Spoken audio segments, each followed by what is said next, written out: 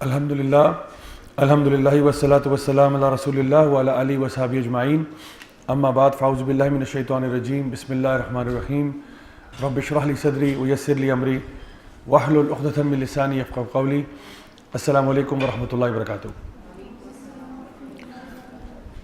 انشاءاللہ آج ہم دوسرے پارے کی کچھ آیات کو دیکھیں گے اور ان کی کچھ تفسیر کی کوشش کریں گے انشاءاللہ۔ سب سے پہلے میں شروع کروں گا سورہ البقرہ کی آیت نمبر 151 سے، جہاں پہ اللہ سبحانہ تعالیٰ فرماتے ہیں اعوذ باللہ من الشیطان الرجیم، کما ارسلنا فیکم رسولا منکم یتلو علیکم آیاتنا ویزکیکم ویعلمکم الکتاب والحکمہ ویعلمکم ما لم تکونوا تعلمون۔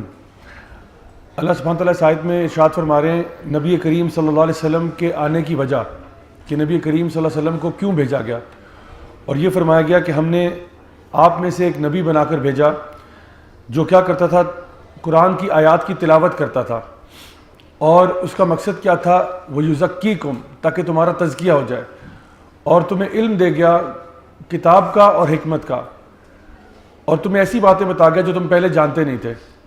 تو اس میں ایک بہت بنیادی بات ہمارے سامنے آ رہی ہے، وہ یہ کہ قرآن مجید جو اس ماہ رمضان میں نازل ہوا، اس کے آنے کا مقصد کیا تھا۔ یعنی پورے قرآن و حدیث کے اندر آپ کو کہیں پہ کوئی ایسی آیت نہیں ملے گی جہاں پہ یہ لکھا جائے گا کہ اے ایمان والو قرآن کی تلاوت کرو ثواب کے لیے۔ یعنی ثواب تو اس میں ہے، اس میں کوئی شک نہیں ہے کہ قرآن کی ایک ایک آیت جو ہے اس کے ایک ایک حرف کا آپ کو اجر ملتا ہے، اور ایک ایک حرف کا آپ کو 10 نیکیاں ملتی ہیں، یعنی اور آپ کو سمجھ میں نہ بھی آئے تب بھی اجر ملتا ہے۔ یعنی کچھ لوگ ہوتے ہیں نا، وہ اس بات پہ آرگیو کرتے ہیں کہ بھئی اگر سمجھ میں نہیں آ رہا تو پڑھنے کا فائدہ کیا؟ نہیں، فائدہ تب بھی ہے۔ مثال کے طور پہ ہمیں کیا معلوم الف لام میم کا مطلب کیا ہے، ہمیں کیا معلوم کہ یا سین کیا ہے، ہمیں کیا معلوم کہ طٰہٰ کیا ہے، ٹھیک ہے، نون یہ کیا ہے، ہمیں تو نہیں معلوم، لیکن اس کو پڑھنے کا بھی ثواب ہے۔ اور نبی کریم صلی اللہ علیہ وسلم کی حدیث میں آپ نے کوئی اور لفظ سبحان اللہ استعمال نہیں کیا، آپ نے کہا میں تمہیں یہ کہہ رہا ہوں کہ الف لام میم جو ہے وہ ایک حرف نہیں ہے، بلکہ الف حرف ولام حرف ومیم حرف، ہر ایک حرف کا تمہیں 10 نیکیاں مل رہی ہیں۔ ورنہ آپ کوئی اور لفظ یوز کر لیتے اور بتا دیتے کہ ہاں اس کا چونکہ مطلب تمہیں سمجھ میں آ رہا ہے اس لیے اس کا فائدہ ہے، تو آپ نے استعمال بھی وہ لفظ کیا جس کا مطلب بھی اللہ کے سوا کسی کو معلوم نہیں تھا۔ تو اس لیے قرآن کی تلاوت کا بالکل اجر ہے۔ اللہ تعالیٰ فرماتے ہیں وَرَتِّلِ الْقُرْآنَ تَرْتِيلًا، قرآن کو آرام آرام سے ٹھہر ٹھہر کر پڑھا کرو، خوبصورت آواز میں۔ نبی کریم صلی اللہ علیہ وسلم کی حدیث بھی ہے کہ اپنی آوازوں کو قرآن کے ساتھ خوبصورت کرو۔ تو یہ بات تو انڈرسٹوڈ ہے، لیکن اصل جو مقصد تھا وہ یہ ہے وَيُزَكِّيكُمْ، تاکہ تمہارا تزکیہ ہو جائے۔ نبی کریم صلی اللہ علیہ وسلم صحابہ کو قرآن سنا رہے ہیں، کیوں؟ تاکہ ان کے دل پہ اثر ہو جائے، ان کا تزکیہ ہو جائے۔ اور اسی کی اگلی آیت میں اللہ سبحانہ تعالیٰ فرماتے ہیں فَاذْكُرُونِي أَذْكُرْكُمْ وَاشْكُرُوا لِي وَلَا تَكْفُرُونَ، کہ اللہ کو یاد کرو، اللہ کا ذکر کرو تو اللہ تمہیں یاد کرے گا، اللہ کا شکر ادا کرو اور اللہ کے ساتھ کفر نہ کرنا۔ یعنی کہ شکر کا اپوزٹ جو ہے وہ کفر ہے، جس کو ہم کفران نعمت بھی کہتے ہیں۔ تو پتہ یہ چلا کہ جو تزکیہ ہے، تزکیے کے اندر ذکر واللہ یہ ایک بہت بڑی چیز ہے۔ جب بھی ہم بات کرتے ہیں نا تزکیے کی، کہ انسان کا تزکیہ ہو جائے، قد افلح من زکاہا وقد خاب من دساہا، کامیاب ہو گیا جس نے اپنا تزکیہ کر دیا اور برباد ہو گیا جس نے اپنے نفس کو صاف نہیں کیا۔ قد افلح من تزکا وذکر اسم ربہ فصلی، کامیاب ہو گیا جس نے اپنا تزکیہ کیا اور اللہ کا ذکر کیا اور نماز قائم کی۔ یعنی ان لوگوں کے بارے میں اللہ تعالیٰ بھی ذکر کرے۔ تو یہاں پہ فرمایا جا رہا ہے فَاذْكُرُونِي أَذْكُرْكُمْ، اللہ کو یاد کرو، اللہ کا ذکر کرو تو اللہ تمہیں بھی یاد کرے گا۔ اور پھر اللہ تعالیٰ فرماتے ہیں ایک اور جگہ قرآن مجید میں کہ کتنا ذکر کرنا چاہیے۔ اللہ تعالیٰ فرماتے ہیں یا ایھا الذین آمنوا اذکروا اللہ ذکرا کثیرا، یعنی میرے اور آپ کی بات ہو رہی ہے، یہ انبیاء، صدیقین، شہداء، صالحین کی بات نہیں ہو رہی۔ یا ایھا الذین آمنوا، اے ایمان والو تم اللہ کا کتنا ذکر کیا کرو، اذکروا اللہ ذکرا کثیرا، بہت زیادہ ذکر کیا کرو۔ یعنی تزکیہ نفس کے لیے ایک بہت مفید چیز کیا ہے، اللہ کا ذکر ہے۔ اب سوال یہ پیدا ہوتا ہے کہ اللہ کا ذکر کیا ہے۔ ایک تو ہے ذکر جو ہم کہتے ہیں کہ جی یہ ایک فلاں شخص اللہ کا ذکر کر رہا تھا یا مسنون اذکار پڑھا تھا، تو ایک یہ ذکر ہے، سبحان اللہ، الحمدللہ، اللہ اکبر، لا الہ الا اللہ، یہ کیا ہے، یہ اذکار ہے۔ تو یہ ایک قسم کا اللہ کا ذکر ہے۔ پھر ایک ذکر ہے نماز۔ اللہ سبحانہ تعالیٰ فرماتے ہیں اقیم الصلاۃ للذکری، نماز قائم کرو میرے ذکر کے لیے۔ پھر اللہ تعالیٰ نے سورہ الجمعہ میں جمعے کی نماز کو بھی ذکر کہا کہ جب جمعے کی نماز کا وقت ہو جائے تو سارے کام چھوڑ کے اللہ کے ذکر کی طرف چلے جایا کرو۔ تو یہ اس کا کہنے کا مطلب یہ نہیں ہے کہ کوئی خاص ذکر کی محفل ہے جہاں پہ آپ جائیں گے، یہ جمعے کی نماز کی بات ہو رہی ہے۔ تو یہ بھی چیز آ گئی.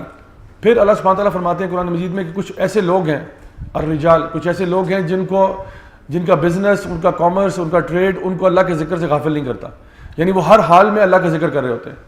اب یہ کون لوگ ہیں؟ یہ وہ لوگ ہیں جو کہ ہمیشہ اللہ کے بارے میں کانشیس ہوتے ہیں، یعنی دن ہو یا رات ہو، صبح ہو یا شام ہو، اکیلے ہوں یا پبلک میں ہو، وہ یہ بات نہیں بھولتے کہ اللہ میرے ساتھ ہے. تو وہ ہر وقت ہی اللہ کا ذکر کرتے ہیں، اور اس ذکر کی وجہ سے وہ برے کاموں سے رک جاتے ہیں. اور اس کو ہم تقویٰ بھی کہتے ہیں، جو کہ رمضان کا مقصد ہے. تقویٰ کیا ہے؟ ایک ایسا، اس کو ہم کہتے ہیں اٹس اے کانشیسنیس آف اللہ. اللہ تعالیٰ کی ایسی کانشیسنیس آپ کے دل میں آ جائے جو آپ کو گناہوں سے دور کر دے. جیسا کہ عمر بن عبدالعزیز رحمہ اللہ کہا کرتے تھے کہ تقویٰ جو ہے وہ کثرت نماز کا نام نہیں ہے، تقویٰ جو ہے وہ قرآن کی تلاوت میں کثرت کا نام بھی نہیں ہے، تقویٰ جو ہے وہ حج اور عمرے کی کثرت کا نام بھی نہیں ہے، لیکن تقویٰ نام ہے گناہوں کو چھوڑ دینے کا نام. اس کو تقویٰ بولتے ہیں. تو اس لیے تقویٰ آتا کیا ہے؟ تقویٰ یعنی تقا عربی میں ایک خوف ہے، ایک قسم کا خوف ہے. ایسا خوف آپ کے دل میں اللہ تعالیٰ کا پیدا ہو جائے کہ آپ اللہ سے حیا کرنے لگو. ویسے تو ہم لوگوں سے بہت حیا کرتے ہیں کہ بھئی یہ بات کسی کو پتہ نہ چل جائے، تو دوسروں کو چھوڑو، اللہ سے حیا کرو کہ اللہ تمہیں دیکھ رہا ہے. اور تم اکیلے ہو یا جیسے بھی کسی گیدرنگ میں ہو، اللہ کا خوف ہمارے دل میں ہو کہ میں گناہ نہیں کر سکتا. تو ایک تاجر جو ہے، حالانکہ وہ بزنس کر رہا ہے، اللہ تعالیٰ نے جس مثال جو دی قرآن مجید میں کہ کچھ ایسے لوگ ہیں جن کا بزنس وغیرہ، کامرس، ٹریڈ، کوئی چیز ان کو اللہ کے ذکر سے غافل نہیں کرتی. کر وہ بزنس رہے ہیں، کر وہ اپنا 9 to 5 یونیورسٹی جا رہے ہیں، لیکن پھر بھی ان کے دل میں اللہ کا خوف ہے.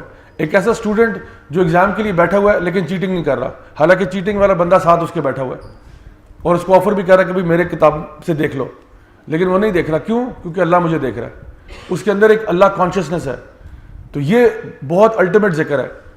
اور پھر قرآن مجید کو بھی ذکر کہا گیا، الذکر. اللہ تعالیٰ فرماتے ہیں یہ ذکر ہم نے نازل کیا اور اس کی حفاظت بھی ہم ہی کریں گے. تو قرآن مجید بھی بہت بڑا الذکر ہے، بہت بڑا ذکر ہے. تو یہ کیا ہے؟ اللہ تعالیٰ فرما رہے ہیں یہاں پہ فاذکرونی اذکرکم، مجھے یاد کرو تو میں تمہیں یاد کروں گا. تو اس کے بارے میں علماء نے لکھا کہ اللہ کو اچھے وقتوں میں یاد کرو تاکہ اللہ برے وقتوں میں تمہیں یاد کرے. ہم چاہتے ہیں برے وقتوں میں اللہ تعالیٰ ہمیں یاد رکھے، اللہ تعالیٰ ہمیں ہماری مدد کو آئے، اللہ تعالیٰ ہمیں اس مصیبت سے باہر نکالے. تو اس کے لیے کیا کرنا ہوگا؟ اچھے وقتوں میں اللہ کو یاد کرنا ہوگا. لیکن عام طور پہ کیا ہوتا ہے، انسان پہ جب اچھا وقت آتا ہے تو وہ اللہ کو بھول جاتا ہے. عام طور پہ جب انسان اچھے ٹائمز گزرے ہوتے ہیں نا، پھر اللہ کم ہی یاد آتا ہے. کب یاد آتا ہے؟ جب مصیبت سر پہ آتی ہے، تب ایک دم سے ہر کسی کو اللہ یاد آتا ہے. اب آپ خود سوچ لیں، ایگزام سے پہلے اللہ یاد آتا ہے کہ نہیں آتا؟ جب آپ کے ایگزام سر پہ آتے ہیں تو اللہ یاد آتا ہے نا. انسان کہتا ہے یا اللہ بس تو اس ایگزام میں پاس کر دے، پھر دیکھ کیسا ولی بنتا ہوں تیرا میں. لیکن جب ایگزام میں اللہ تعالیٰ پاس کر دیتے ہیں، پھر کیا ہوتا ہے؟ پھر ہم پارٹی موڈ میں آ جاتے ہیں، پھر کہتے ہیں اب تو سیلیبریشن کا ٹائم ہے، پھر ہم اللہ کو بھول جاتے ہیں. اسی طرح شادی بیاہ کے موقع پہ آپ دیکھیں، لوگ کیونکہ خوشی کا موقع ہوتا ہے اکثر اللہ کو بھول جاتے ہیں. حالانکہ نکاح کا جو خطبہ ہے اس میں بار بار کیا کہا جا رہا ہے کہ تقوی اختیار کرو، تقوی اختیار کرو. یا ایھا الذین آمنوا اتقوا اللہ حق تقاتہ ولا تموتن الا وانتم مسلمون. یہ پہلی آیت تلاوت کی جاتی ہے، امام صاحب تلاوت کرتے ہیں. پھر کہتے ہیں یا ایھا الناس اتقوا ربکم الذی خلقکم من نفس واحدہ وخلق منها زوجها وبث منهما رجالا كثيرا ونساء. پھر آتا ہے واتقوا اللہ الذی تساءلون به والارحام ان اللہ کان علیکم رقیبا. اور پھر تیسری بھی آیت تلاوت کی جاتی ہے یا ایھا الذین آمنوا اتقوا اللہ وقولوا قولا سدیدا یصلح لکم اعمالکم ویغفر لکم ذنوبکم ومن یطع اللہ ورسولہ فقد فاز فوزا عظیما. 4 دفعہ مسنون خطبے میں تقویٰ کا ذکر آ رہا ہے. کب؟ نکاح کے موقع پہ. یہی خطبہ ویسے جمعے کا بھی ہے اور عید کا بھی ہے، لیکن نکاح کے موقع پہ کیوں تقویٰ؟ بار بار تقویٰ تقویٰ کیوں؟ کیونکہ اس خوشی کے موقع پہ اکثر لوگ جو ہے وہ اللہ تعالیٰ کی شریعت کی دھجیاں بکھیر دیں گے. اور ہمارے سامنے یہ آئے دن میں نظر بھی آتا ہے، شادی بیاہ کے موقع ہو رہے ہیں، ناچ گانا ہو رہا ہے. آپ پوچھتے ہیں بھائی یہ آپ کیوں کر رہے ہیں؟ تو جواب کیا آتا ہے؟ جواب آتا ہے بھائی شادی ایک ہی دفعہ ہوتی ہے، پلیز ہمیں انجوائے کرنے دیں.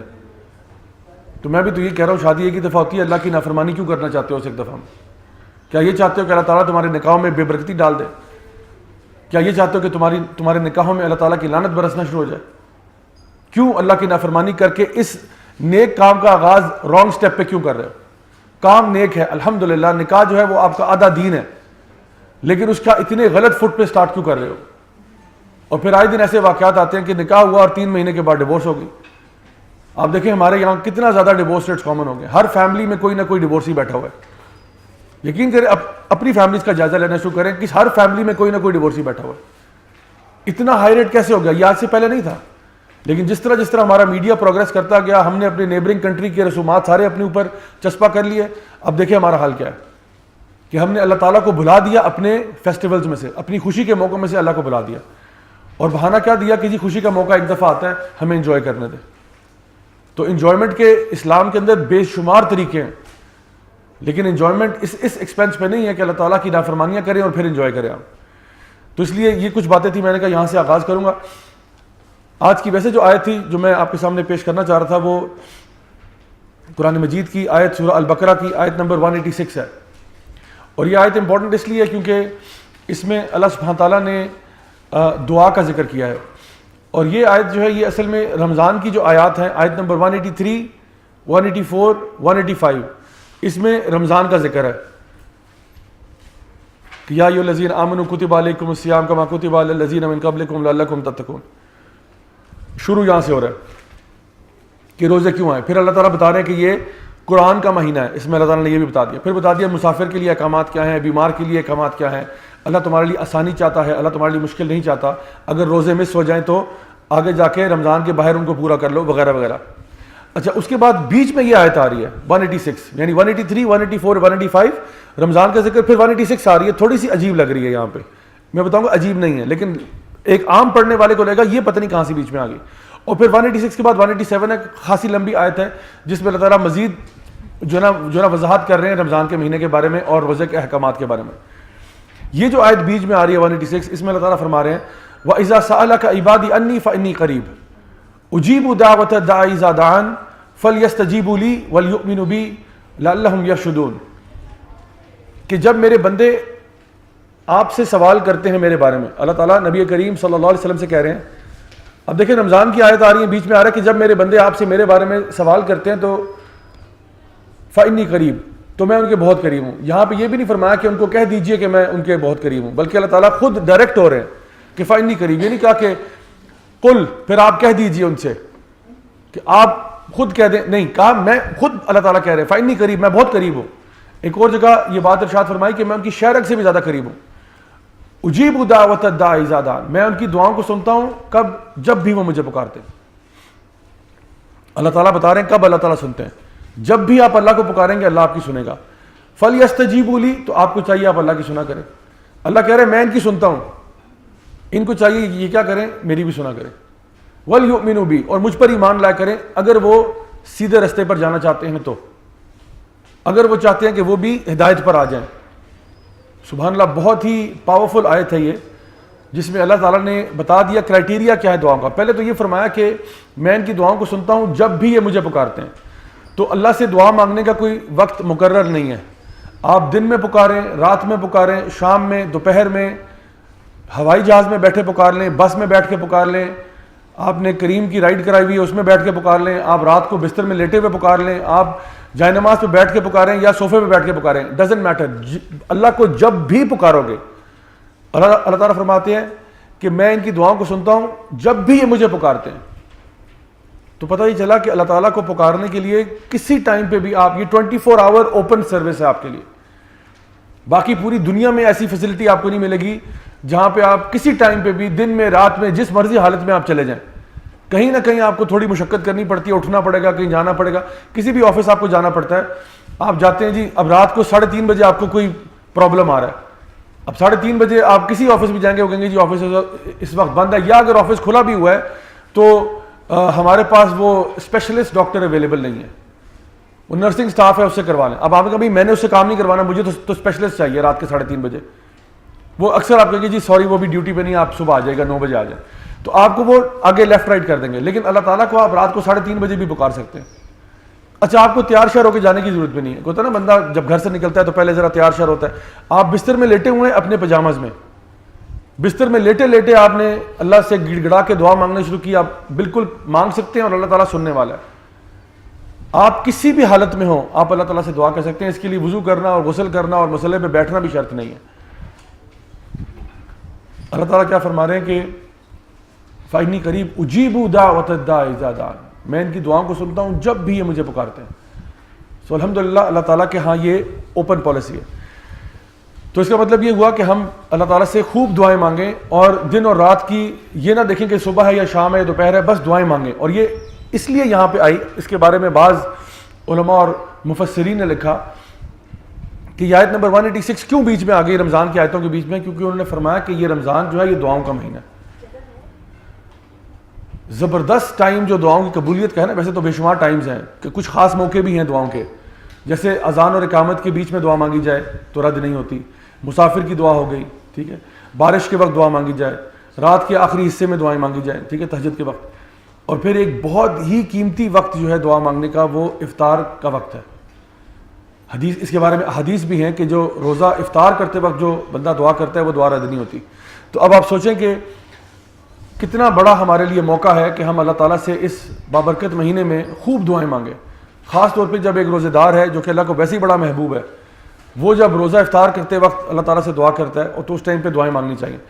تو اس لیے انہوں نے کہا کہ یہ آیت جو ہے یہاں پہ اس لیے آئی کیونکہ یہ رمضان کی آیتوں کے بیچ میں آ رہی ہے، روزے کی آیتوں کے بیچ میں آ رہی ہے کہ رمضان کا مہینہ یہ دعاؤں کا مہینہ ہے. خوب دعائیں مانگو، بلکہ اپنی دعاؤں کی لسٹ بنا لیں کہ میں نے انشاءاللہ اس رمضان میں اللہ تعالیٰ سے یہ ساری چیزیں مانگنی ہیں انشاءاللہ. اچھا، ایک چیز میں آپ کو پوائنٹ کلیئر کر دوں، وہ یہ کہ ہمارا جو مقصد ہے نا زندگی میں آنے کا، وہ سورہ الذاریات میں آپ نے آیت سنی ہوگی. اللہ تعالیٰ فرماتے ہیں وما خلقت الجن والانس الا لیعبدون، کہ میں نے انسانوں اور جنوں کو کسی مقصد کے لیے پیدا نہیں کیا سوائے اس کے کہ وہ اللہ کی عبادت کریں، اللہ کی بندگی کریں. نبی کریم صلی اللہ علیہ وسلم کی ایک حدیث ہے، آپ نے فرمایا کہ الدعاء هو العبادہ، دعا ہی تو عبادت ہے. یعنی جس عبادت کا ہم ذکر کر رہے ہیں، ہاں عبادت میں نماز بھی ہے، اس میں روزہ بھی ہے، اس میں اللہ تعالیٰ کی فرما برداری بھی ہے، اور جو بھی کام ہے جو اللہ تعالیٰ نے دیے ہوئے وہ سارے اللہ تعالیٰ کی عبادت میں آتے ہیں، اللہ تعالیٰ کی بندگی میں آتے ہیں. لیکن نبی کریم صلی اللہ علیہ وسلم نے خاص طور پر فرمایا کہ الدعاء هو العبادہ. دعا کو یعنی یہ مت سمجھنا کہ دعا جو ہے وہ صرف میں اپنی طرف سے کچھ مانگ رہا ہوں اور یہ عبادت نہیں ہے، دعا بھی عبادت ہے. ویسے آپ دیکھیں کسی بندے سے اگر آپ مانگیں نا تو 3-4 دفعہ مانگنے کے بعد وہ بندہ تنگ آ جائے گا. ٹرائی کر کے دیکھ لیں، کسی سے پیسے مانگے آپ نے کہا بھائی 5000 روپے دے دو، اس نے کہا بھائی کیا مسئلہ ہو گیا، آپ نے کہا بھائی تھوڑا سا پرابلم ہے آپ دے دیں، اس نے دے دیا آپ کو، چلیں. پھر آپ اگلے دن آگے 5000 روپے نکالو، اس نے کہا بھائی کیا ہو گیا، آپ نے کہا بس تھوڑا پرابلم ہے. تھرڈ ڈے پھر آپ نے کہا 5000 روپے نکالو، کہ بھائی یار تم نے عادت ہی بنا لی، چلو کوئی بات نہیں لے لو. چوتھی دفعہ جائیں گے وہ آپ کو ریفیوز کر دے گا، کیونکہ بس یار یہ کیا مطلب، آپ نے مذاق بنایا ہوا ہے، ہر روز آ کے آپ 5000 روپے لے رہے ہیں میرے سے بغیر وجہ کے. تو ہم پٹ آف ہو جاتے ہیں، ہم کہتے ہیں بھائی نہیں چاہیے، بس ٹھیک ہے جاؤ یار معاف کرو، بس اتنا نہیں ہے میرے پاس. لیکن سبحان اللہ، اللہ تعالیٰ ایسا کبھی نہیں کرتا، بلکہ اللہ تعالیٰ پسند کرتے ہیں کہ بار بار اللہ تعالیٰ سے مانگا جائے. اور اللہ یہ نہیں پسند کرتے کہ ایک بندہ جو ہے وہ اللہ سے نہیں مانگ رہا اور کسی اور سے مانگ رہا ہے. سمجھ آ رہی ہے بات آپ کو؟ یعنی اللہ تعالیٰ کا معاملہ بندوں سے بالکل مختلف ہے.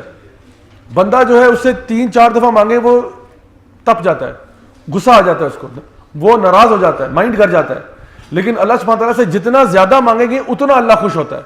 بلکہ نبی کریم صلی اللہ علیہ وسلم کہہ رہے ہیں کہ دعا عبادت ہے، تو عبادت کی طرح دعائیں کریں. آپ مانگو اللہ تعالیٰ سے، چھوٹی سے چھوٹی چیز مانگو، بڑی سے بڑی چیز مانگو. تو یہ ہمارے لیے کیا ہے، بہت بڑا انسینٹیو ہے کہ آپ کو دعا مانگنے پہ بھی اجر و ثواب ملتا ہے. ایک تو آپ دعا مانگ رہے ہیں، اپنی مرضی کی چیز اللہ تعالیٰ سے مانگ رہے ہیں، اور اس پہ بھی آپ کو اجر مل رہا ہے کیونکہ آپ اللہ سے مانگ رہے ہیں. دعاؤں کے معاملے میں ایک بات یاد رکھیں کہ دعا جو ہے نا وہ آپ کی سوچ کے مطابق ہے. جتنی بڑی چیز مانگنا چاہیں آپ مانگ سکتے ہیں، جتنی چھوٹی چیز مانگنا چاہیں آپ مانگ سکتے ہیں. سو ہمیں کیا کرنا چاہیے؟ چھوٹی چھوٹی دعائیں مانگیں اللہ تعالیٰ سے، بڑی دعائیں مانگیں نا، ایم ہائی، بڑی دعائیں مانگو. کیونکہ اس میں نہ ڈرو کہ پتہ نہیں اللہ پوری کرے گا نہیں کرے گا. اس کا مطلب ہے کہ آپ کا اللہ تعالیٰ پہ پھر اعتماد نہیں ہے، بھروسہ نہیں ہے. اللہ سے بڑی دعائیں مانگیں انشاءاللہ. ویسے تو حدیث میں آتا ہے کہ آپ اگر تمہارا جوتے کا تسمہ بھی ٹوٹ جائے یا گم جائے تو وہ اللہ سے مانگو، لیکن بڑی سے بڑی چیزیں بھی اللہ تعالیٰ سے مانگو. کچھ لوگ ہوتے ہیں اللہ معاف کرے ان کے اندر کیپیسٹی نہیں ہوتی بڑا سوچنے کی. ایک بک میں نے پڑھی تھی ڈیوڈ شوارٹز کی، اس کا نام تھا the magic of thinking big. The magic of thinking big. اس میں وہ گورا ہے، وہ بتا رہا ہے اپنی ویسٹرن فلاسفی سے ساری جھاڑ رہا ہے، اور اس میں وہ لکھ رہا ہے کہ if you think big you will do big. اگر آپ بگ سوچو گے نہیں تو پھر آپ وہاں تک پہنچ کیسے سکتے ہو؟ ایک بندہ جس کے بڑے ہوپس اینڈ ڈریمز ہیں وہ چلو اس پہ نہ بھی پہنچ پائے تو 80% تو پہنچ جائے گا، 70% تو پہنچ جائے گا. لیکن ایک بندہ جو ہے وہ مثال کے طور پہ، میں ایک جگہ پہ گیا، ایک مدرسے میں مجھے انہوں نے انوائٹ کیا کہ آپ آ کے یہاں پہ ٹاک دیں. 500 اسٹوڈنٹس تھے. انہوں نے کہا جی ان کو موٹیویٹ کریں. تو کئی اس میں سے ایسے تھے جو اپنے فائنل ایئر میں تھے، 8 سال، مطلب ان کے 8 سال ہونے کو آ رہے ہیں. تو میں جب ان کے پاس گیا میں نے ان کو تھوڑا موٹیویٹ کیا کہ آپ بھی دین کے لیے نکلیں اور کچھ کام کریں اور کیونکہ تو میں نے ان سے پوچھا چلیں پوچھتے ہیں ان کا ویژن کیا ہے. میں نے کہا بھائی آپ کیا کرنا چاہتے ہیں؟ یقین کریں گے تقریباً 95% نے یہ کہا کہ بس جی کہیں پہ جو ہے نا مسجد میں کہیں امام لگ جائیں گے اور جو ہے نا چھوٹے موٹے بچوں کو بس تو مطلب تھوڑا بہت قرآن پڑھا دیا گیا. میں نے کہا یار آپ ماشاءاللہ عالم بننے جا رہے ہیں, آپ میں اور قاری میں فرق ہے. قاری ہوتا ہے اس نے قرآن کی تلاوت اچھی جانتا ہے, قرآن حفظ کر لیتا ہے, لیکن دین کا فہم شاید اس کے پاس اتنا نہ ہو. وہ ایک قاری ہے, اس کو قرآن پڑھنا اچھی طرح آتا ہے لیکن اس کو فہم نہیں پتا ہوگا دین کی آیات, یعنی اللہ تعالیٰ کی آیات کی وضاحت اور تفسیر آپ اسے پوچھیں گے شاید وہ اس کے اوپر ہینڈز اپ ہو جائے کہ بھائی واللہ عالم, مجھے بھی نہیں معلوم. لیکن آپ تو عالم بننے جا رہے ہیں. 8 سال آپ نے قرآن حدیث فقہ اور کیا کچھ آپ نے نہیں پڑھا, اور آپ کا ویژن کیا ہے؟ بس جی میں کسی مسجد میں, بس چھوٹی سی مسجد میں امام لگ جاؤں اور 4 بچوں کو میں قرآن پڑھا دوں, بس ٹھیک ہے. حالانکہ ٹھیک ہے یہ بھی ایک نیکی کا کام ہے, لیکن آپ یہ بھی تو کہہ سکتے ہیں کہ جی جس طرح اقبال نے کہا تھا سبق پھر پڑھ صداقت کا, عدالت کا, شجاعت کا, لیا جائے گا تجھ سے کام مسجد کی محلے کی امامت کا نہیں, دنیا کی امامت کی بات ہو رہی ہے. یعنی محلے کی مسجد کی امامت کی بات نہیں ہو رہی کہ بس آپ چھوٹی جگہ پہ امام لگ جائیں, بات ہو رہی ہے دنیا کی امامت کرو جا کے, لیڈ دا ورلڈ. وہ ایک جوک تھا کہ ایک ڈرائیور ہوتا ہے کسی چھوٹے سے گھر کے اندر, وہ اب دعا کر رہا ہے, وہ اسی طرح کی جگہ پہ جاتا ہے اور جا کے اس نے کسی امام صاحب سے جو ہے نا جمعے کا خطبہ سن لیا, اور وہ خطبہ بھی آج کے ٹاپک کی طرح دعا کی اہمیت پہ تھا. اب وہ خطبہ سنا, وہ صحیح پمپ ہو گیا, اس نے کہا بھائی آج تو میں نے دعائیں خوب مانگنی ہے اللہ تعالیٰ سے. واپس گھر آیا, کہتا ہے یا اللہ مجھے ایک بڑا سا گھر عطا فرما, یا اللہ اس میں وال ٹو وال کارپیٹنگ عطا فرما, یا اللہ چل کچھ کمروں میں اسپینش ٹائلز بھی عطا فرما, یا اللہ آگے اور پیچھے زبردست قسم کے باغ عطا فرما, یا اللہ اس میں زبردست قسم کا سوئمنگ پول عطا فرما, یا اللہ ایک پرسنل جمنیزیم عطا فرما, یا اللہ مرسیڈیز BMW جیسی گاڑیاں عطا فرما, اور یا اللہ اس گھر میں مجھے ڈرائیور بھرتی کر دے. یہ کیا ہے, کچھ لوگوں کی سوچ جو ہے نا وہ اوپر جاتی نہیں ہے, وہ بیچارے ادھر ہی رہتے ہیں. تو میں آپ سے گزارش کر رہا ہوں کہ آپ کی سوچ کم از کم ستاروں سے آگے جہاں اور بھی ہیں, یہ مت سوچیں کہ بس یا اللہ مجھے چھوٹا سا بس یہ دے دے. آپ بڑی سے بڑی دعا کریں, انشاءاللہ اللہ تعالیٰ دینے والا ہے. اللہ تعالیٰ کے خزانوں میں کمی نہیں ہے, آپ کی سوچ میں کمی ہو سکتی ہے, اللہ تعالیٰ کے دینے میں کوئی کمی نہیں ہے. تو اس لیے بڑی سے بڑی دعا کرنی چاہیے. اور جہاں پہ نبی کریم صلی اللہ علیہ وسلم نے یہ فرمایا کہ اللہ تعالیٰ سے جوتے کا تسمہ بھی مانگ لو, وہاں پہ یہ بھی فرمایا کہ جو یہ دعا ہے ربنا آتینا فی الدنیا حسنہ وفی الآخرۃ حسنہ وقنا عذاب النار, یا اللہ مجھے دنیا اور آخرت دونوں میں خیر عطا فرما.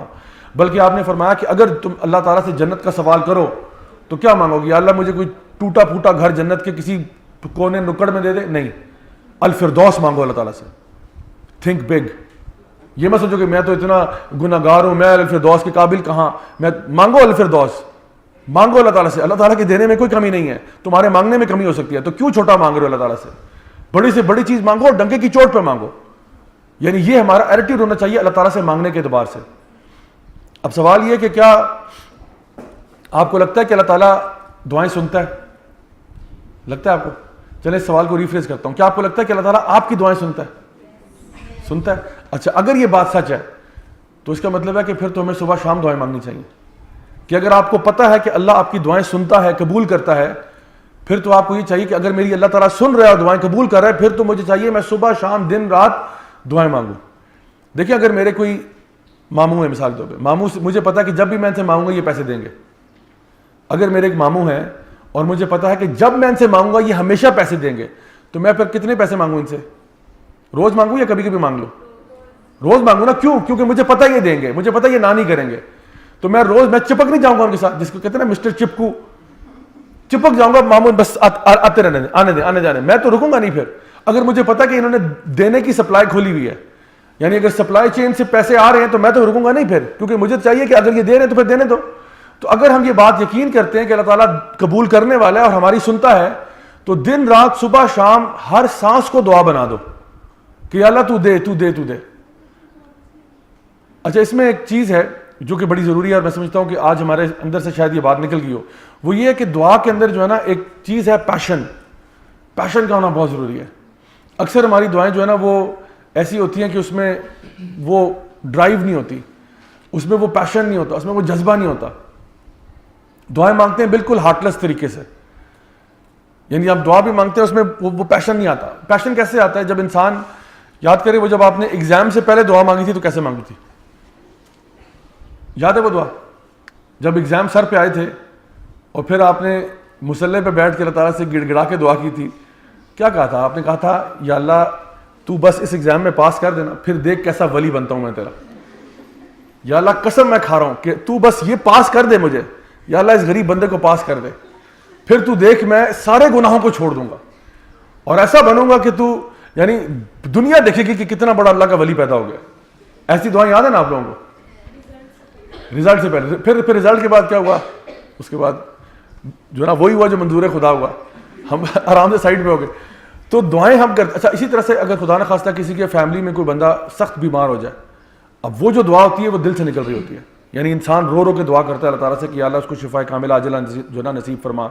کوئی انسان پریشان ہو, کسی مصیبت میں ہو, کتنی ہم دل سے دعا کرتے ہیں, لیکن یہ اپنی پرسنل دعائیں ہیں. لیکن عام طور پہ ہماری دعا میں پیشن نہیں ہوتا.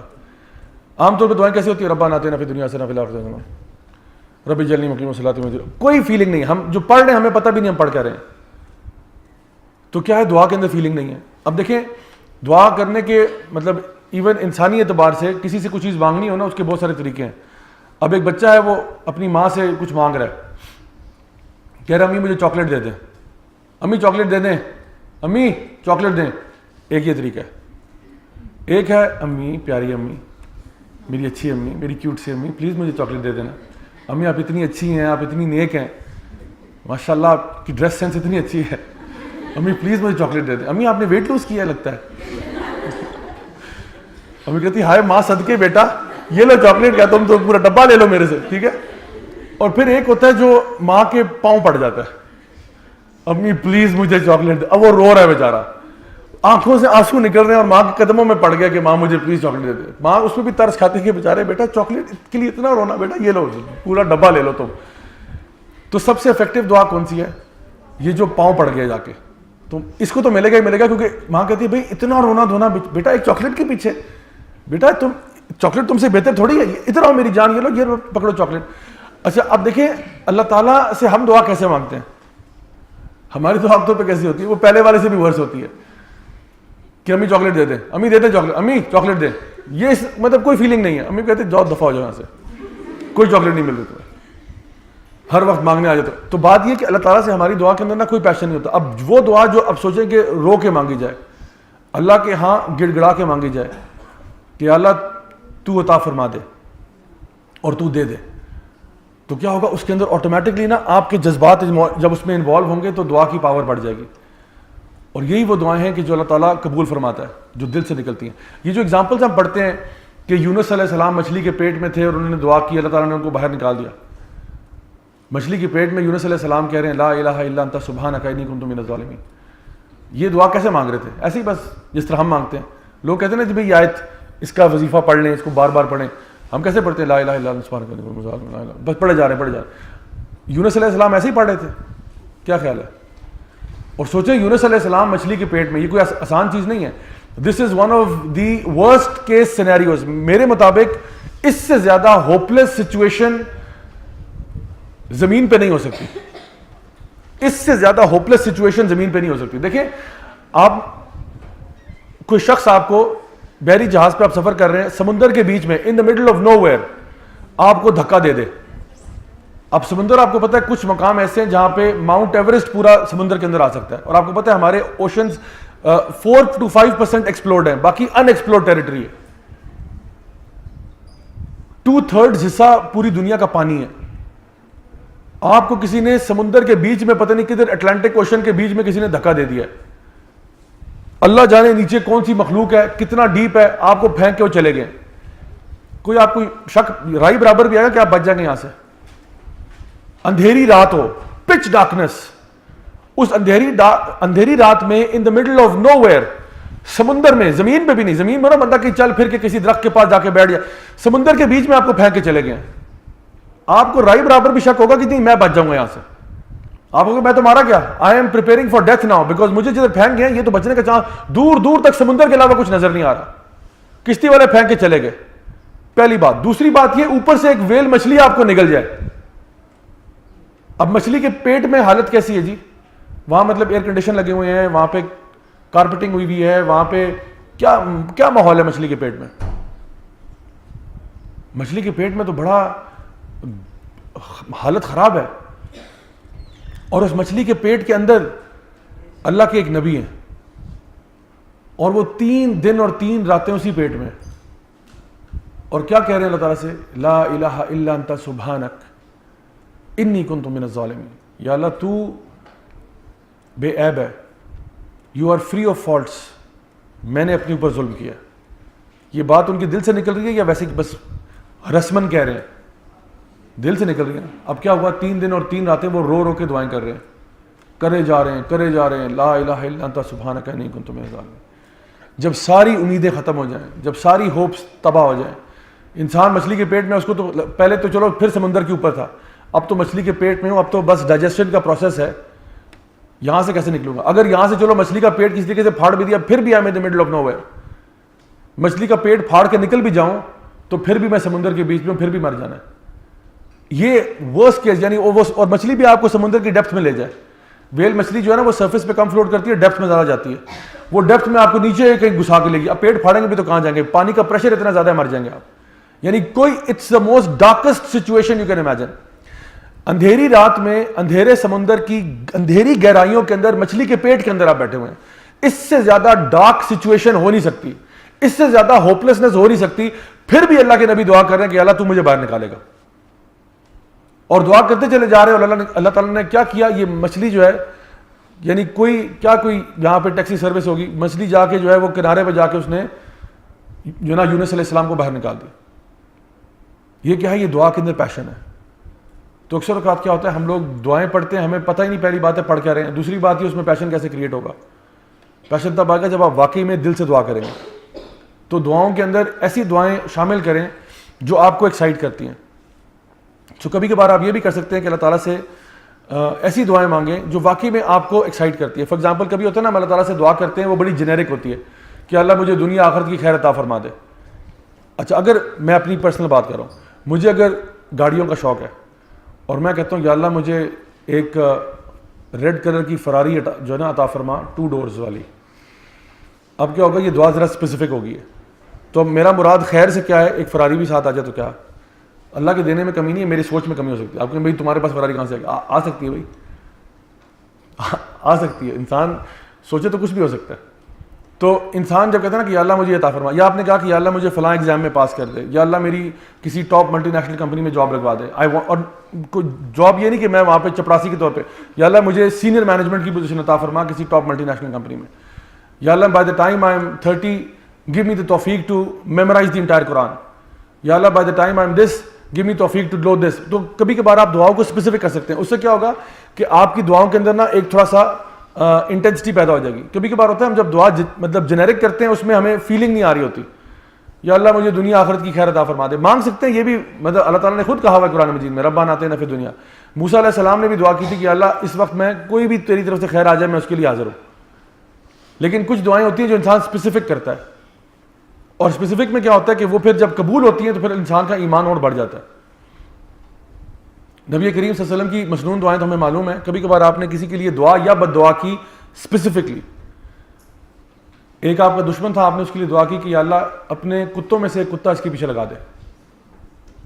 اور پتہ کیا ہوا, وہ جب شخص اپنے ٹینٹ میں تھا نا تو ایک شیر آیا اور اس نے اس کو چیر پھاڑ کے رکھ دیا. سارے ٹینٹوں کو چھوڑا, اس نے اس کے ٹینٹ میں گیا اور اس کے اندر چیر پھاڑ کے رکھ دیا اس کو. آپ نے کہا تھا کہ یہ نہیں کہا کہ یا اللہ اس کو برباد کر دے, اس کے اوپر پتھر گر جائے کچھ نہیں. اللہ آپ نے فرمایا کہ یا اللہ اپنے کتوں میں سے ایک کتا اس کے پیچھے لگا دے. Send one of your dogs after him. اور کیا ہوا, اللہ تعالیٰ نے کتا نہیں شیر بھیجا اس کے پیچھے, جو سارے ٹینٹوں کو کراس کرتا ہوا اس کے ٹینٹ میں گیا, خیمے میں جا کے اس نے اس کو چیر پھاڑ کے رکھ دیا. یہ کیا ہے, اسپیسیفک دعا ہے.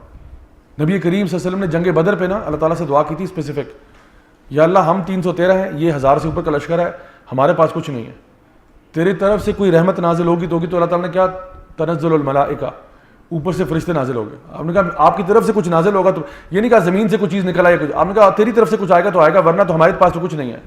اللہ تعالیٰ نے کہا ہم 1000 فرشتے نازل کر رہے ہیں آپ کے پاس. ویسے تو ایک فرشتے سے بھی کام چل جاتا, جبریل علیہ السلام اکیلے آ جاتے بڑی بات تھی, لیکن اللہ تعالیٰ نے صرف دعا کی شدت اتنی زیادہ تھی کہ آپ نے کہا ایک نہیں 1000 فرشتہ بھیج رہا ہوں تمہاری مدد کے لیے. تو یہ کیا ہے, یہ پیشن ہے. اور دعا کے اندر جب آپ اسپیسیفک ہوتے ہیں تو آٹومیٹکلی آپ کے جذبات بیچ میں آ جاتے ہیں, کیونکہ اب آپ اسپیسیفک دعائیں مانگ رہے ہیں. نبی کریم صلی اللہ علیہ وسلم کی حدیث ہے, آپ نے فرمایا کہ, ترمذی کی حدیث ہے, آپ نے فرمایا کہ نو دیٹ اللہ ڈز ناٹ آنسر اے دعا فرام اے ڈسٹریکٹڈ ہارٹ. اللہ جو ہے غافل دل کی دعا نہیں سنتا. غافل دل کی دعا یہی ہے کہ جو ہے نا بغیر پیشن کے دعا ہو رہی ہے, یعنی انسان جو ہے وہ دعا تو مانگ رہا ہے لیکن فوکس وہاں نہیں ہے. اب دیکھیں کتنی دعائیں ایسی ہیں جو ہم لوگوں نے رٹی ہوئی ہیں, زبانی یاد ہے, لیکن جب ہم مانگ رہے ہوتے ہیں تو ہمیں بھی نہیں پتا ہم کیا مانگ رہے ہیں, بس پڑھتے چلے جا رہے ہیں, پڑھتے چلے جا رہے ہیں, پڑھتے چلے جا رہے ہیں بغیر سوچے ہوئے کہ میں اللہ سے مانگ کیا رہا ہوں. تو گزارش یہ ہے کہ جب بھی آپ اللہ تعالیٰ سے دعا کریں نا, تھوڑا سا غور کر لیں کہ جو الفاظ میرے منہ سے نکل رہے ہیں وہ کیا الفاظ ہیں, اور میں یہ کیوں مانگ رہا ہوں. اب جس طرح یہ ربنا آتینا والی دعا ہے, ربنا آتینا فی الدنیا حسنہ, اکثر اوقات ہمیں نہیں معلوم ہم کیا پڑھ رہے ہیں. ربی اجعلنی مقیم الصلاۃ ومن ذریتی, ٹھیک ہے, ربنا ھب لنا من ازواجنا وذریاتنا قرۃ اعین, پڑھ رہے ہیں پتہ ہی نہیں کیا پڑھ رہے ہیں. اللہم انی اسألک الہدی والتقی والعفاف والغنی, اتنی چیزیں مانگے پتہ نہیں کیا مانگا ہم نے. تو ڈسٹریکشن کے ساتھ نہیں, فوکس کر کے دعا مانگے. دیکھیں آپ اللہ کے حضور پیش ہوئے میں, آپ اللہ کے حضور آئے ہوئے ہیں اور آپ اللہ سے دعا کر رہے ہیں کہ یا اللہ مجھے یہ عطا فرما دے. اب امیجن کریں ایک بچہ جو ہے نا وہ ماں سے دعا کر رہا ہے لیکن ادھر دیکھ رہا ہے, امی یہ بھی دے دیں, وہ دے دیں, اچھا وہ دے دیں, یہ کیا سامنے سمجھ آ رہی, ہی از ناٹ انٹرسٹڈ, یہ انٹرسٹڈ نہیں ہے. تو آپ نے کیا فرمایا صلی اللہ علیہ وسلم نے, اللہ تعالیٰ ڈز ناٹ لسن ٹو اے دعا فرام اے ڈسٹریکٹڈ ہارٹ. غافل دل کی دعا اللہ تعالیٰ نہیں سنتا. ایک مجھے بچپن کا واقعہ یاد ہے, ہماری کلاس میں ایک لڑکا تھا, اس کی نا مطلب یہ نرسری کا واقعہ ہے. نرسری میں وہ ایسے بچے ہم کام کر رہے تھے تو اس کی پینسل ٹوٹ گئی, کام کرتے کرتے نا پینسل ٹوٹ گئی. اب پینسل ٹوٹی, وہ رونا شروع ہو گیا, رو رہا ہے, چیخ چلا کے رو رہا ہے, روئے جا رہا ہے, روئے جا رہا ہے. اچھا ٹیچر نے دیکھا بھائی یہ کیا تماشا ہوا ہے, کیوں اتنا یہ رو رہا ہے. انہوں نے کہا کیا ہو گیا, کہتے ہیں میم میری پینسل ٹوٹ گئی ہے اور روئے جا رہا ہے. اچھا بچے کے لیے تو جو ہے نا اس کی دنیا تباہ ہو گئی, اس کی پینسل ٹوٹ گئی. اس نے کہا جی میں تو جو اسکول آیا تھا کام کرنے کے لیے, آج تو پینسل ہی ٹوٹ گئی, اب کام کیسے ہوگا. اس کو لگ رہا ہے میرا آج کا پورا دن یوزلیس جائے گا. ٹیچر نے کہا اس میں, ٹیچر نے ڈانٹا اس کو کہ اس میں رونے والی کیا بات ہے, ادھر آؤ میں تمہیں دیتی ہوں پینسل. پھر ٹیچر نے اپنا ڈراور کھولا, اندر جو ہے نا پینسلوں کا ڈھیر لگا تھا, اس کو پینسل پکڑائی, جاؤ یہاں سے. اب بچہ مسکراتا ہوا واپس جا رہا ہے, خوش ہو گیا اور وہ پینسل سے اب کام شروع کر دیا. یعنی یہ اگزامپل میں نے کیوں دی آپ کو, وہ اس لیے دی کیونکہ جتنی مرضی بڑی پرابلم آپ کی زندگی میں آ جائے نا, اللہ کے لیے وہ اس ٹوٹی ہوئی پینسل سے زیادہ حقیر پرابلم ہے. ہمارے اوپر جب کوئی مصیبت آتی ہے نا تو ہمیں لگتا ہے یہ مصیبت مجھے لے ڈوبے گی اور اس کے علاوہ میرے پاس کوئی چارہ نہیں ہے, میری زندگی برباد ہو گئی, میں تباہ ہو گیا, اب کیسے بچوں گا, کیسے نکلوں گا اس مصیبت سے. جان لو کہ اللہ کے لیے کن فیکون ہے. آپ کے لیے وہ ٹوٹی ہوئی پینسل, جس طرح وہ بچہ تھا نا, بچے کا ویژن ہی نہیں ہے بیچارے کا, بچے کی پینسل ٹوٹ گئی, اس کو لگتا ہے کہ یہ پینسل اب مجھے مل نہیں سکتی, میرا پورا دن برباد ہو گیا, کوئی اور مجھے پینسل لا کے نہیں دے گا, اور وہ رو رہا ہے. ٹیچر جب یہ پرابلم کو دیکھتی ہے, کیونکہ بچے کا ویژن جو ہے نا اس کو سمجھ نہیں آ رہا, اس سے آگے وہ جا نہیں رہا. ٹیچر پوری سچویشن کو اینالائز کر رہی ہے, وہ کہہ رہی ہے تمہارا پرابلم کچھ بھی نہیں ہے, میرے پاس ڈھیر پڑا ہوا ہے یہاں پہ, یہ لو دوسری لے لو. تو جب ٹیچر اس کو دیتی ہے, بچے کو ایک طرح سے ریلیکس ہو جاتا ہے, تسلی ہو جاتی ہے. تو جان لیں کہ جتنی بڑی پرابلم آپ کے سر پہ آ جائے, آپ کو لگتا ہے اس میں کوئی اسکیپ نہیں ہے, یہ جتنی بڑی پرابلم ہے, یہ تو میں تباہ ہو گیا, لٹ گیا, برباد ہو گیا, کیسے نکلوں گا یہاں سے. اللہ کے لیے کچھ بھی نہیں ہے یہ پرابلم, آپ کے لیے بہت بڑی چیز ہے. اللہ کے لیے یہ ٹوٹی ہوئی پینسل سے بھی زیادہ حقیر اور چھوٹی چیز ہے. تو کیوں نہیں پھر ہم اللہ تعالیٰ کو پکارتے, اور پکارنا چاہیے, ڈنکے کی چوٹ پہ پکارنا چاہیے اللہ تعالیٰ کو کہ یا اللہ یہ میرے پہ مصیبت آئی ہوئی ہے اور تو ہی اس کو حل کرے گا, میرے بس سے باہر ہے یہ, میں اس کو نہیں ہینڈل کر سکتا, یا اللہ تو ہینڈل کرے گا, مجھے نہیں پتا, یا اللہ. اور جو نا نبی کریم صلی اللہ علیہ وسلم کی حدیث میں ہے کہ آپ نے فرمایا کہ اللہ تعالیٰ ویسا ہی ہے جیسا تم اللہ کے بارے میں گمان کرو گے. اگر آپ اللہ تعالیٰ کے بارے میں اچھا گمان کریں گے کہ یا اللہ تو دعائیں قبول کرنے والا, تو یقیناً اللہ قبول کرنے والا ہے. لیکن اگر آپ سیکنڈ گیس کریں گے, آپ یہ کہیں گے کہ نہیں پتہ نہیں اللہ قبول کرتا ہے نہیں کرتا, پتہ نہیں ہوگا نہیں ہوگا, پھر اللہ تعالیٰ واقعی نہیں قبول کرے گا. کیونکہ ایک حدیث میں یہ بھی آتا ہے کہ اللہ تعالیٰ سے جب آپ دعا کریں تو کلیئرلی اور کانفیڈنس کے ساتھ دعا کرنی چاہیے. مثلا کس طرح سے ایسی دعا نہیں مانگنی چاہیے جہاں پہ آپ کہیں کہ یا اللہ مطلب اگر تیری مرضی ہے تو دے دے, ورنہ کوئی بات نہیں, میں پھر بھی گزارا کر ہی لوں گا, مطلب زندگی تو چل ہی رہی ہے, بس ٹھیک ہے, مطلب ہے کہ میں دیکھ لوں گا. یہ اس قسم کی دعائیں جو ہے نا, 2 نمبر قسم کی دعائیں نہ کیا کریں. دعائیں کون سی کریں کہ یا اللہ تو زمین و آسمان کا مالک ہے, یا اللہ تو پوری کائنات, یا اللہ تیری غلام ہے, یا اللہ ہر چیز کا پیدا کرنے والا ہے. ان اللہ علی کل شیء قدیر, ہر چیز پر تیری قدرت ہے, ایک ریت کا ذرہ بھی لیفٹ سے رائٹ نہیں ہو سکتا جب تک تیری اجازت نہ ہو.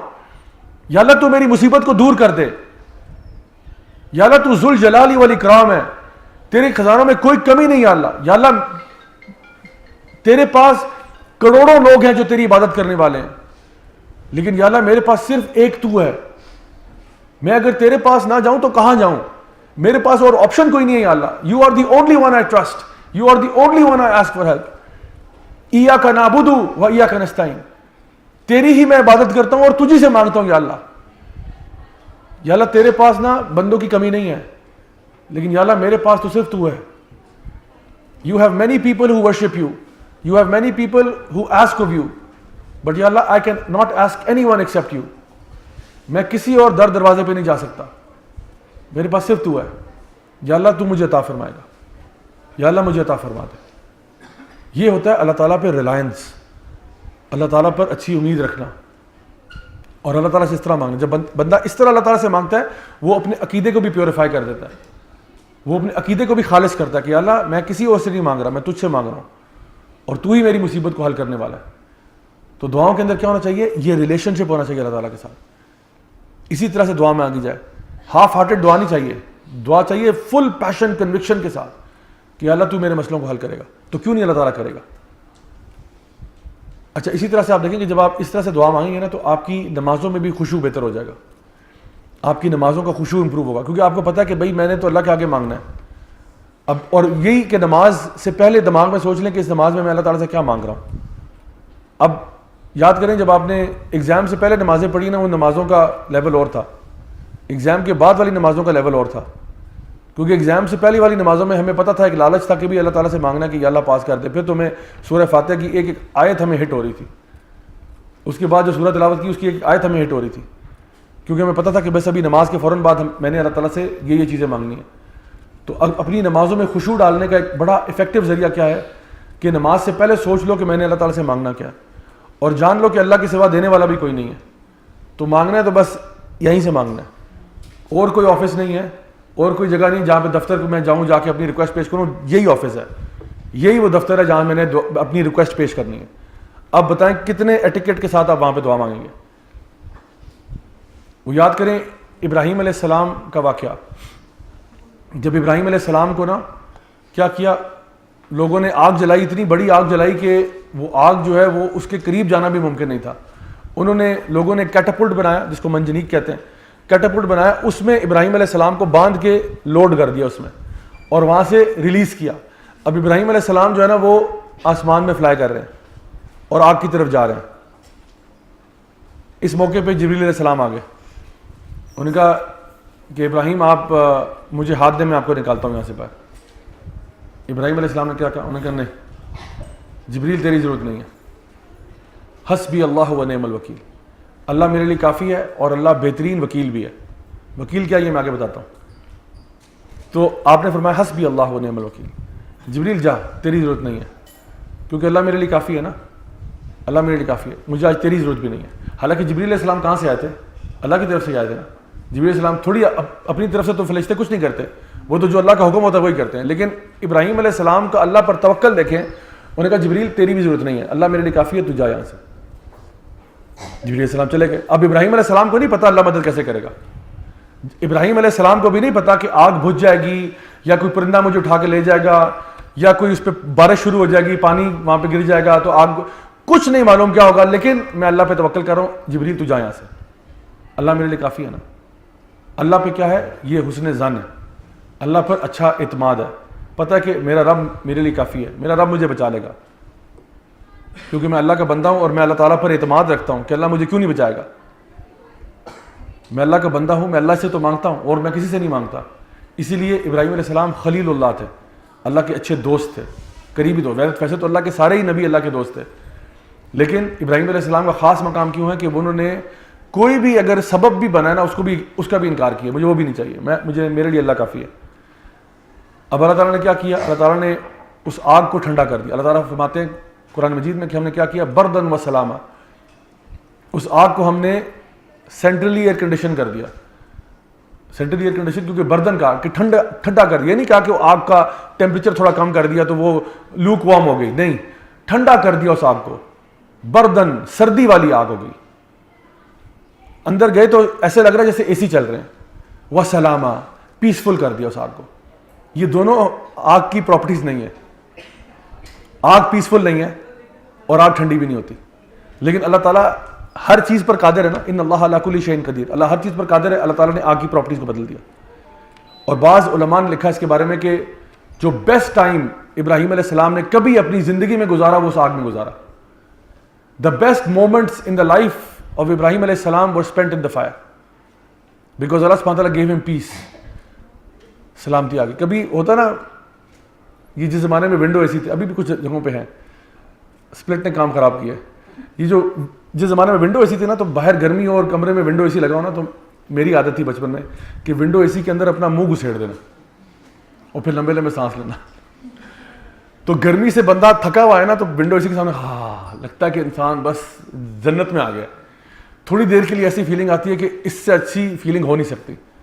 اسی کی ٹھنڈی ہوائیں آپ کے منہ پہ پڑ رہی ہیں اور آپ ریلیکس ہوئے تو کہتے ہو یار بس اسی میں بیٹھا رہوں. تو سوچیں کہ وہ ایکسپیرینس کیا, یہ تو کچھ بھی نہیں ہے کمپیئر ٹو واٹ ابراہیم علیہ السلام felt when he landed into the fire, اور سیفلی اس کے اندر آ گئے. کیوں؟ کیونکہ اللہ تعالیٰ پر بھروسہ تھا کہ میں اللہ سے مانگتا ہوں, اللہ کے علاوہ کسی سے نہیں مانگتا, اللہ تعالیٰ ہی مجھے بچائے گا, اور اللہ نے بچایا. تو اپنی دعاؤں کے اندر یہ پاور لے کے آنا. نبی کریم صلی اللہ علیہ وسلم کی ایک اور حدیث ہے ترمذی کی, آپ نے فرمایا کہ کوئی بھی چیز اللہ کی تقدیر کو نہیں بدل سکتی سوائے دعا کے. اور میری یہ مجال نہ ہوتی کہ میں یہ بات کہتا سوائے اس کے کہ یہ نبی کریم صلی اللہ علیہ وسلم کی حدیث ہے, تو آپ کے سامنے بیان کی ہے. دنیا کی تمام سپر پاورز ایک طرف کر دیں, atomic weapons, nuclear weapons, tanks, بم, ہوائی جہاز, بلا بلا بلا, سب ایک طرف, یہ سارے مل کے بھی اللہ کی تقدیر کو نہیں بدل سکتے. جتنی مرضی پاور استعمال کریں, اللہ کی تقدیر نہیں بدل سکتے. لیکن ایک بندہ مومن جو ہے نا, وہ دعا کرے تو وہ تقدیر کو بدل سکتا ہے.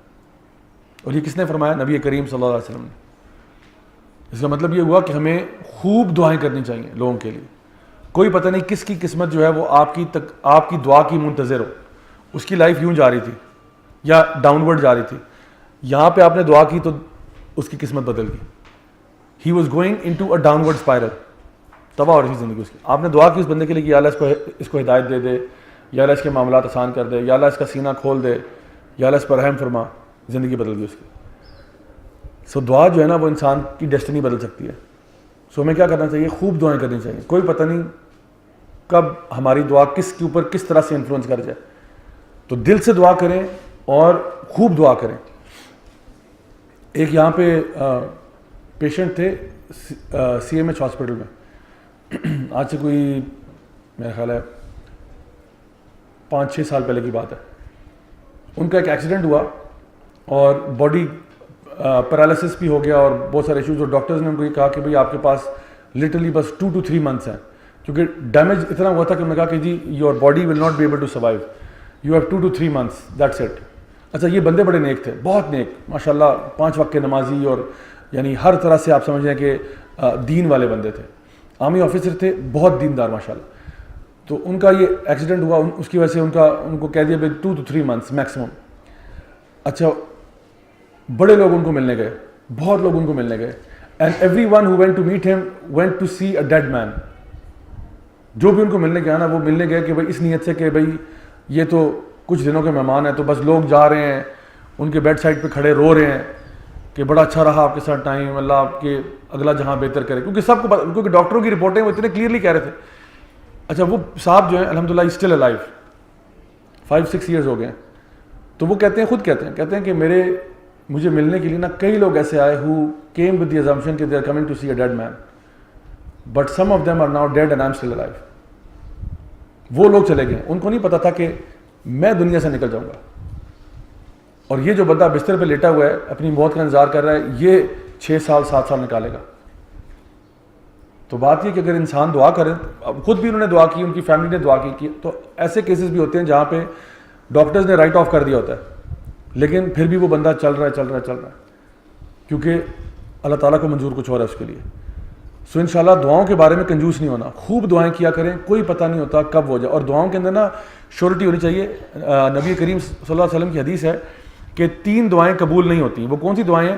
ایک وہ دعا جو گناہ کی دعا مانگی جائے, یعنی انسان گناہ مانگ رہا ہے اللہ تعالیٰ سے کہ یا اللہ میرے حرام ریلیشن شپ میں برکت عطا فرما دے, یا میرے حرام بزنس میں خیر و عافیت کا معاملہ کر. یہ نہیں ہو سکتا, یہ دعائیں قبول نہیں ہوتی. دوسری وہ دعا قبول نہیں ہوتی جو کہ رشتے توڑنے کی دعا کی جائے کہ یا اللہ مجھے میری پھپھو سے اور میری پھپھو کو مجھ سے جدا کر دے. چاہے جتنی بھی پھپھو کے ساتھ مسئلے ہوں, یہ دعا قبول نہیں ہوگی, کیونکہ آپ کے جو بلڈ ریلیشنز ہیں نا ان کو توڑنے کی آپ دعا نہیں کر سکتے, تو وہ آپ کریں گے بھی تو اللہ قبول نہیں کرے گا. اور تیسری چیز کیا ہے, وہ دعا جو کہ جلد بازی میں مانگی جائے. جلد بازی میں کیا مطلب, کہ انسان دعا مانگتے ہی گھڑی دیکھنا شروع کرے کہ بھائی میں نے 2 گھنٹے سے دعا مانگی ابھی تک پوری کیوں نہیں ہوئی, یا میں نے پرسوں دعا مانگی تھی ابھی تک پوری کیوں نہیں ہوئی. مطلب اللہ تعالیٰ آپ کے ٹائم پہ نہیں چل رہا. اللہ تعالیٰ آپ کو تب دے گا جب آپ ریڈی ہوں گے. یہ نہیں کہ آپ دعا کر کے اب یعنی اوپر سے آپ احسان جتا رہے کہ جی ابھی پوری کریں ابھی پوری کریں, ایسا نہیں ہے. اللہ کو جب پتا ہوگا نا کہ آپ ریڈی ہیں تب ملے گا آپ کو انشاءاللہ. اور آخری بات یہ کہ دعا کی قبولیت میں 3 ہی نتائج ہوتے ہیں جو کہ نکل سکتے ہیں پاسبلی. کسی بھی دعا کی قبولیت میں 3 ہی نتائج ہیں جو کہ نکل سکتے ہیں. وہ کیا ہے؟ نمبر 1, دعا آپ کی قبول ہو جائے گی. کب ہوگی واللہ عالم, کل ہو جائے, پرسوں ہو جائے, سال بعد ہو جائے, لیکن جب you are ready for it تب اللہ تعالیٰ آپ کو دے دے گا. کبھی کبھار انسان نا بہت جلدی چیزیں مانگ لیتا ہے. اب دیکھیں کہ 14 سال کا بچہ اللہ تعالیٰ سے گاڑی مانگنا شروع کر دے, یا اللہ گاڑی عطا فرما, گاڑی عطا فرما. اللہ نے دی اس کو, لیکن 18 سال کی عمر میں. اب 14 میں ملتی, جا کے ٹکر مار دیتا, خود مر جاتا, پھر ٹھیک تھا اس کے لیے. اللہ تعالیٰ نے سمجھا کہ ابھی ہی is not ready for it, ابھی نہیں, ناٹ یٹ. تو دعا قبول ہوگی, اللہ تعالیٰ اپنے ٹائم پہ کرے گا. کل پرسوں ترسوں, ہو سکتا ہے فوراً ہو جائے, یہ بھی ہو سکتا ہے. دوسری چیز کیا ہے کہ دعا قبول نہیں ہوئی, لیکن اس کے بدلے میں کوئی آپ پہ آنے والی مصیبت ٹل گئی. آپ پہ کوئی کلیمٹی آنے والی تھی, آپ پہ کوئی ڈیزاسٹر آنے والا تھا, دعا تو قبول نہیں ہوئی لیکن وہ مصیبت ٹل گئی. مثال کے طور پہ آپ نے اللہ تعالیٰ سے دعا کی کہ یا اللہ مجھے برانڈ نیو VTI عطا فرما. اللہ تعالیٰ نے نہیں دیا آپ کو, لیکن اللہ جانتا کہ اگر اللہ تعالیٰ آپ کو دے دیتا تو آپ اور آپ کی فیملی کا اس میں ایکسیڈنٹ ہوتا, آپ تو بچ جاتے لیکن فیملی ساری مر جاتی.